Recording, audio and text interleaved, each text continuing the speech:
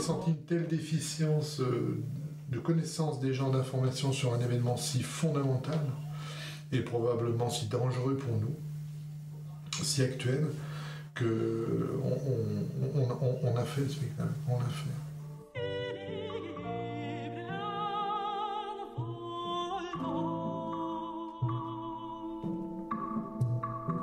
Le sujet d'observer, ce sont les événements des bombardements des deux villes japonaises d'Hiroshima et de Nagasaki en août 1945 et les réflexions que ça suscite chez chacun une telle quantité d'irreprésentables.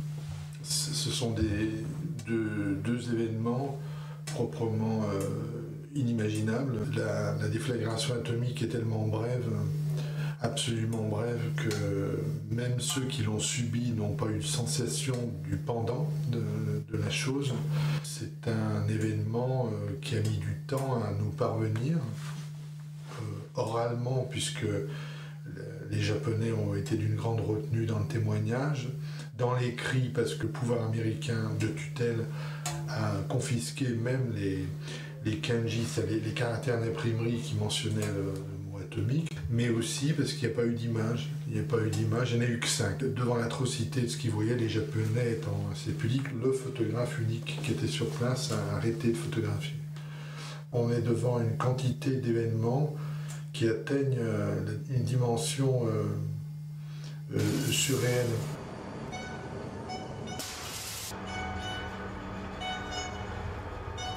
Tous les acteurs sont allés sur place. Je voulais qu'on partage un vécu au-delà que le vécu que nous ayons sur le Japon et ces événements ne se limitent pas à une culture livresque, documentaire. Voilà. Pourquoi je l'ai fait voilà, pour ces deux raisons, c'est-à-dire le choc de me rendre au musée, de voir des objets pareils. On y voit aussi un objet qui m'a énormément saisi, je n'en sais pas la raison personnelle, mais un tricycle d'un enfant de 4 ans. Il y a ce petit tricycle sans guidon, extrêmement malmené par la chaleur, tordu.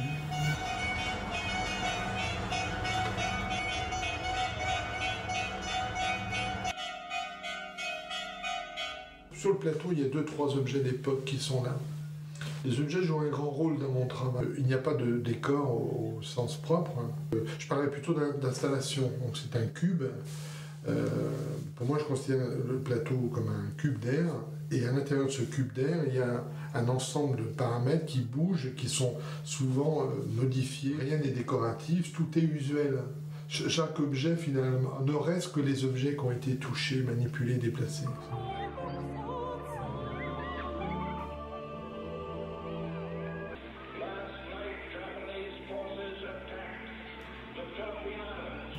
Toutefois, au fond, il y a un grand mur en plomb qui joue un rôle important sur une des parties du spectacle. Il y a vraiment 3 parties,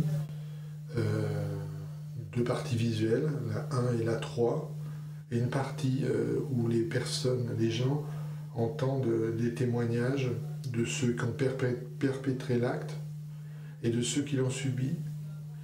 Et ces paroles permettent rétroactivement de commenter, d'avoir une accroche sur ce que les gens ont vu sans texte, mais aussi d'annoncer le matériel, de pouvoir titrer ou voyager avec ce qui va arriver. Ils se baignaient, chahutés dans l'eau lorsque survint leur maître. En le voyant, ils plongèrent et restèrent au fond le plus longtemps possible.